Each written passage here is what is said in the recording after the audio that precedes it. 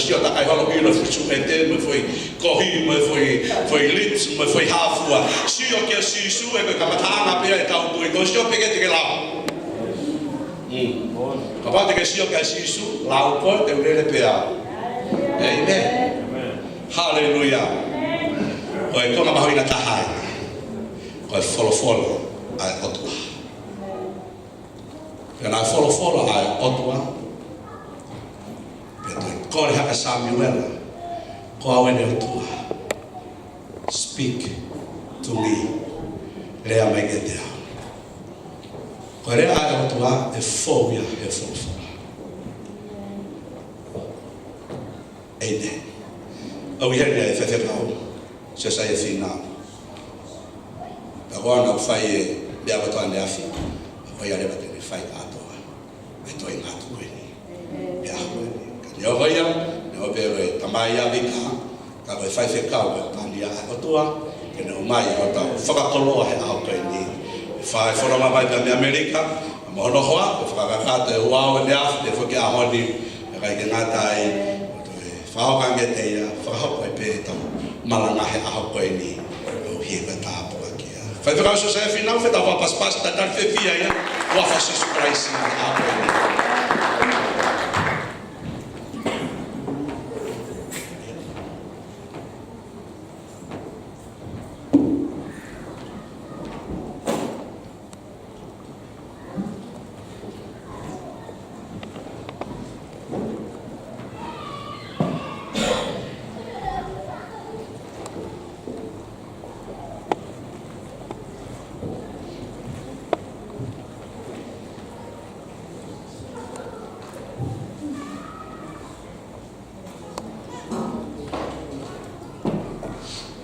ko to e fa mari ko ni ke ngawe anga ke tala e fa fola ko ngole ki yota. I'd like to take this opportunity to use it wisely to speak of the Word of God. Tem tata ko fi fratapu ke to ma fi yota motolo. At the same time, I give honor unto our Heavenly Father. Ya tapu ke ngahi Honor and respect to everyone who is here today. To allow me and to others.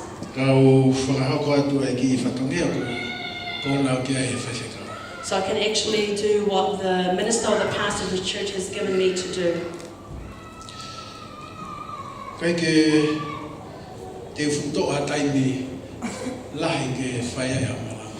I'm not going to take too much time in preaching today.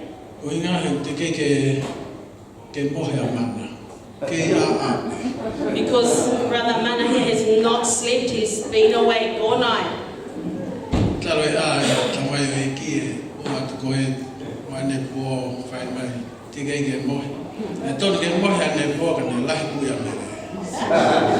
So he's been up for 2 nights in a row. It's because of Mele's lot of jobs that Mele's had for him to do.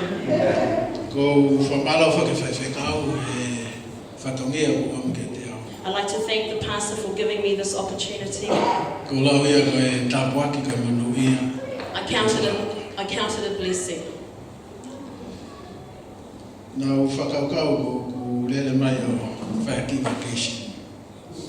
My thoughts were that I was actually coming to be on vacation.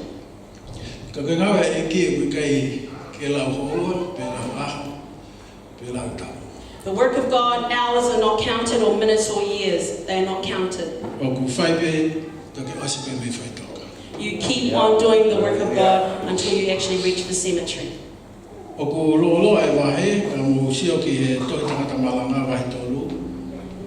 you could turn to the book.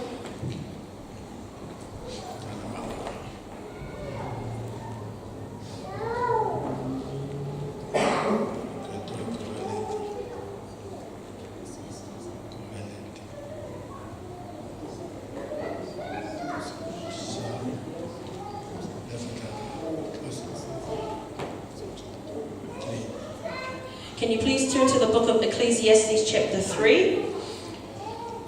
I'm going to read a few verses from this scripture.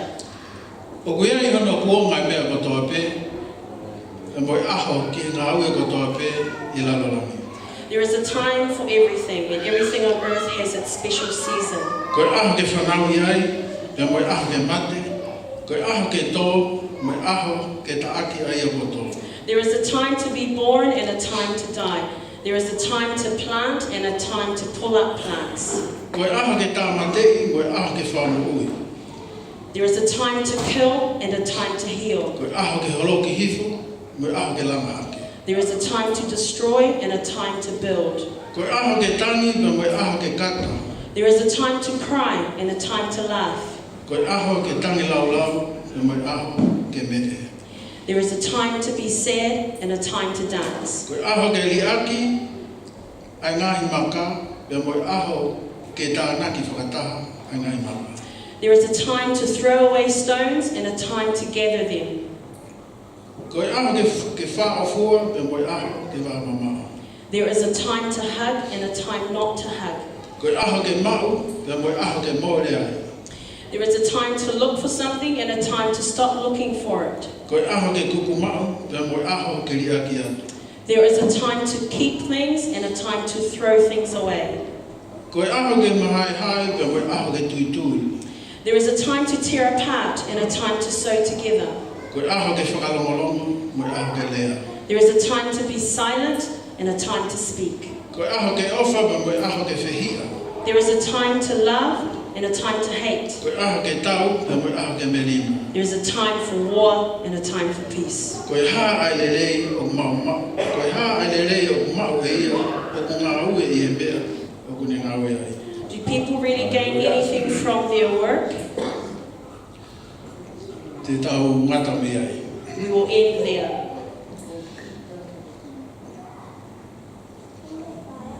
Koe tau mua pe koe kawenga e tau malanga o pe.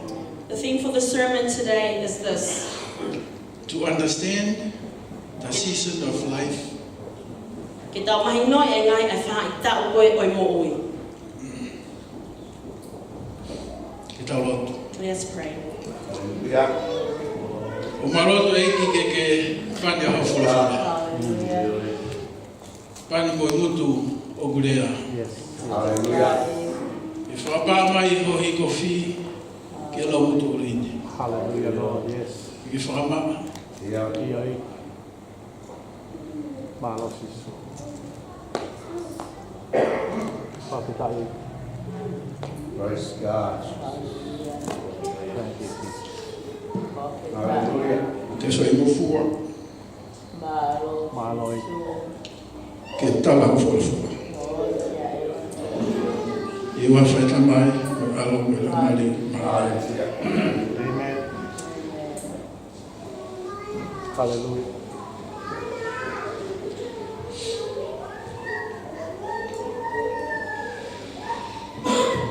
O ke mateu teu, ke tō haotenga o e mohi. Are you prepared to plant a seed in life? Ko e tangata whanga o toa pe, o kune ioi, ai kuanga koe taimi, ke hunuki pe mata ake. Every farmer knows the time when he is to plant and when he is to have harvest time. He ka pau tine e whetō aki, o ia e palpalema ki hene ngō. If he gets those things wrong, there will be something wrong with his crop. Nei ai tangata pisinisi tuki mua I Amerika, There was a well-known businessman in the United States of America, pena e whai a seminar. and there was a seminar that was held. Pea koe whehui koe ki tō taha koe ni, koe hawea o ku whakatukutukulangi ai ko pisinisi. And the question put forth to this person was, how is your church growing or multiplying? Pea koe tari a tangata, koe ulu aki ke whai tonu, pea moe tangata e roma. The answer of this man, the first thing is that you are to be faithful to the person above. Ko hono ua ke ilo ai hingoa ai koloa hou mai, pea moe koloa hou atu, I hono time toto. And the second thing is you are to know your treasures or what actually comes in and what actually goes out. Ko roa ki mea te tau lea ki ai, ulu aki, the season of life beyond on control. The first thing that we're going to speak about today is ko ngai vai tau kun ko o wi o ke kia hau te ka te ke lava ko o pule. O whakakau e tangata ko ene tari koe a sisu pia kunono molo pe ai moui. To the thoughts of many, they think when they accept Jesus, their life is going to be normal. Ka koe moui, koe palange o tuana ne whau ke mamani koe ni, kua pau pia ke hake pa mohifo, he taimi kotoa. But the plan of God for life is that there will be ups and downs. There will be going up and going down in life. O ku oppositi, ai mea kotoa pe. O ku whehangangai, everything. Koe taimi koe, o ku hake mai ai koe, ai whawhea atunga ai moui. When the hard trials or tribulations come through life, Koe pau ia ke ako i ke karistiane kene lava control himself. it is a time to actually teach the Christians get mapule and moui. Moi lai koe tahai e paraparema, e tau moui, mo e tau mui ke he eki, taimi pia koe kai tatau ai, pia moi anga ko ho whakau, taimi au whakamau po ai o katopa ke woka atu ke mehe. Many times in the walk of a Christian life is when things come your way and it does not fit according to how you think, that is when you start packing your bags and you leave. Ka whie mau ke tau tolu ke a koe ke tau tolu, ke tau mapure a ke tau. But what is wanted, we need to learn, we need to actually learn how to control oneself. Koe tangata ko siope wholofola mo maheni ki ai. You know this man Job, Koe toko taha na yanga tonu ia ke he otua. he was a faithful man unto God. Koe toko taha na e lahi e ne koloa. And this was a man who was very wealthy. And he was well known in the province that he was in, that he was a very rich man. At the same time, the waves of life came to Job. His stock, the flock, were all destroyed. Every treasure in his possession was all destroyed. And even to the point where he lost all 10 of his children. And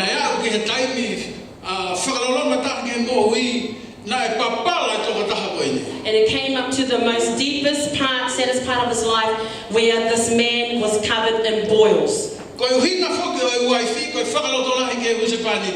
the reason or the purpose of a wife is to be an encouragement to the husband.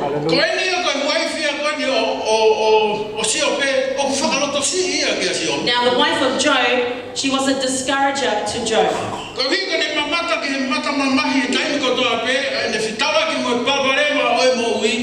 Because she witnessed and saw the hurt, the trouble that her husband was facing. And these were her words.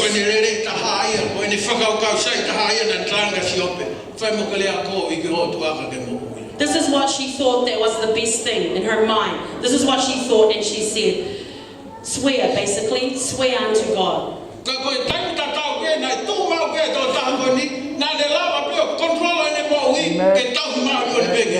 But this person at the same time, unto God. And that is a lesson to us Christians. Whether you are actually climbing up the mountain or going through down the valley. Whether you are actually wading through the water. Whether you are cold. Whether you are hungry or thirsty. Serve holy and righteously to God. Because of everything. Second point.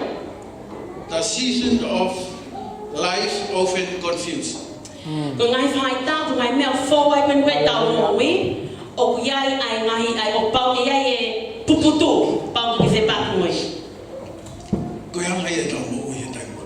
That is how our life is. We are serving the Lord from Monday to Saturday. But at the same time, there is no order in our life.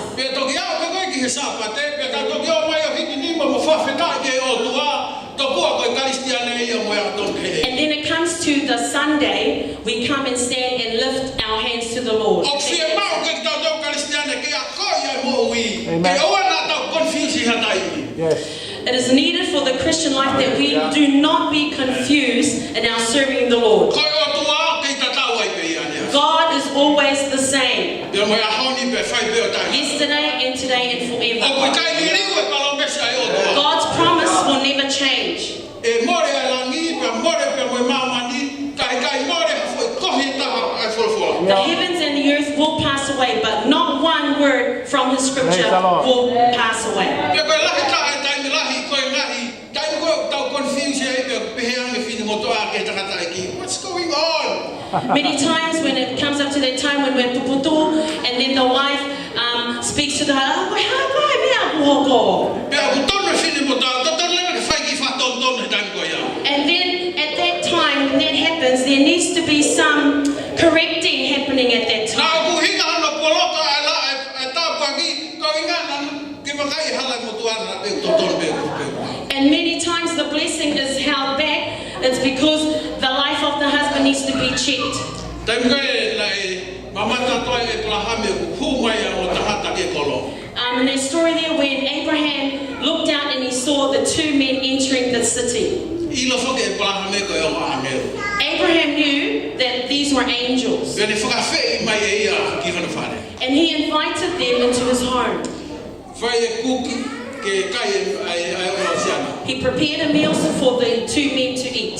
Me fai e tala noa pe tala ange he o angel. And the story goes, and then the two angels said to him, Ke ilo e plahame. Tai tata pe te tau ko si fufu o ai ki tamsi.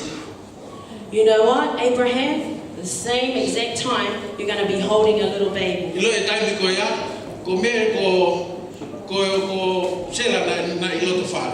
So at the exact time, his wife Sarah was there in the presence there. Tolo ma sela ke ha ke pui e fare fa mo mai. So here's Sarah in the same home, and she's lifting up the curtain and just listening. Pero que na tulo fuke ka kai fe vide tai menta ko me fe ilo. And that's actually one of a natural asset, I guess, that women have, is that they want to know things. Pero ko ta Not nosy, just ko ta want to fa know ta things. ko me ko kau tala no. Ko me tu ko la ko kau tala. Or in other words, it's these people who, like, you say they're people who box it. They want to be in the conversation. Al ko e o angelo ba hu mai sela ben ben. So the angels departed, and then and Sarah, the wife, comes in. Ki tanga tai ki ka han me. Kata nai peang e asela. E o ki. And then Sarah says, "My Lord, Ko e ha me na tala ko he o sia. well, what did these two men tell you?" Tala mai he o sia na. Tai pe he te tau fo te fufu e ki tamsi. The two men said, "At this exact time next year, you will be holding a baby." Pe a tu leve fit no sit ko na me fa piko. And then the woman says, "Oh, whatever." Ko au ko mo tua ko kai de to ilo ha me. Ko ha me te to la vai ke fanau ia kata. Because I'm old. I'm of age. How can I give birth to a baby? Ko e tali na e bla. And here is Abraham's response: O ku kai ke fai ngata me. "There is nothing impossible for God." So ko me ke fo tu ko ho talo to ke tau mana tu ko o tu a ku te ki tau tolo ma o pe he tai me ha pe me tai o he fo. That is something that needs to be established in our heart. Whether you are going up mountains or going down valleys, nothing is impossible for God. Ko hono tolu, The third thing, God have purpose to a season of life. Yes. koe o tua o kia ne tā mua ki e whahaita o koe mo ui. Ko mo ui ko ki he e ki nofo ki he e ki. Your life when you are in the Lord and when you are staying in the Lord, O ku ke fiti ni ko pe mo pa ni ko e o tu. you are fitted in with according to God's plan. Ka ko whakapuri puri ke whalala ki he o tu. But here's the secret. The secret is that you are to trust Yes. God. Praise God. Ko e tau ko e hono wa. Tau lahi ko e mamani hono wa. Now, the great second year of the world, Lai hanga hiti la awe World War II. toko taha kilu e kau siu whao ke fu warehouse pia whanai atu kei mo kasa nau au haka atoa ia. so this was in the World War II, when we know the dictator Hitler 100,000 Jews were put into that camp or that building there, and gas was shot into that camp place. Koe whehui. Here's the question. Koe ha ufa mamahi ai. Ai kakai ai o tua. Why is God's people, why they are suffering? Why are they suffering? Siasi, koe palani pe ia ai o tua. Church, it is God's plan, part of God's E koe plan. ako na ki koe kakai Israeli, ke mo tala mo fua mo fai pau te tutune si hova, pe ako si hova i ete ki mo tolu, mawai pe.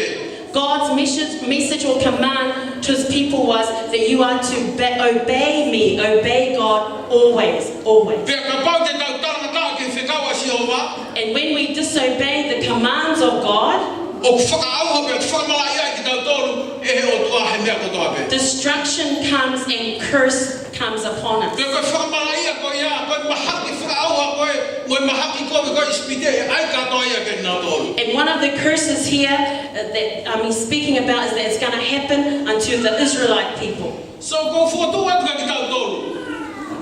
So this is what I put forward to us today. Ki tau nofo mau pe he maru si hova. That we are to always stay in the presence Pe of tau God's hands. whakatari ai ke si hova. And Yes. we wait upon there to Jehovah. Hallelujah. He koe tala ia koe a Isaia. Because that is the words from Isaiah.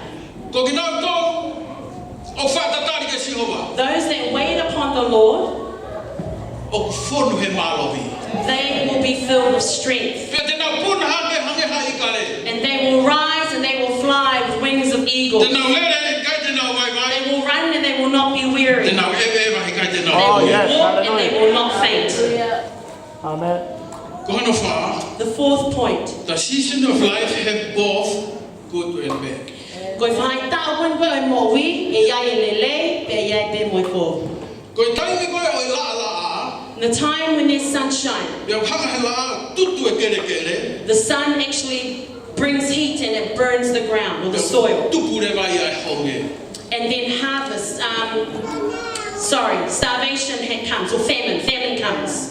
Pia whia inu ai me whamamanu, And then the animals are thirsty pia whia kai ai pia me whahinga tama. and mankind are hungry. Kai he taimi koe oi uha, But in the time of rain, pia mahu e whanua. the land is plentiful. Pia koe lea ni a si o pe. And here are the words of Job.